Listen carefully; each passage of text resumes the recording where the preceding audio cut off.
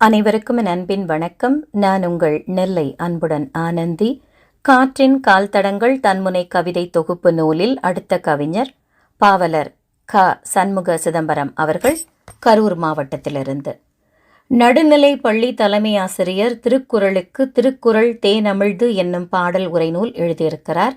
மூதுரை, நல்வழி ஆகிய நூல்களுக்கு அறுசீர் மண்டிலத்தில் பாடலாக உரை எழுதியுள்ளவர். திருச்சி வானொலியில் சான்றோர் சிந்தனை நிகழ்வில் கருத்துக்களை வழங்கி வருகிறார். இதுவரைக்கும் 20க்கும் மேற்பட்ட நூல்களை படைத்திருக்கிறார். இவருடைய கவிதையிலிருந்து ஒன்று உங்களுக்காக. மூத்த தமிழை முதன்மையாக்கு, மாற்று மொழியை மகிழ்ந்து போற்று. எவ்வளவு அழகாக ரத்தின சுருக்கமாக சொல்லியிருக்காங்க. பாரதியே சொல்லியிருக்கிறார், யாமறிந்த மொழிகளிலே தமிழ் மொழி போல் இனிதாவது எங்கும் காணோம்னு. எப்போவுமே அடுத்த மொழி நமக்கு ஒரு எதிரி கிடையாது.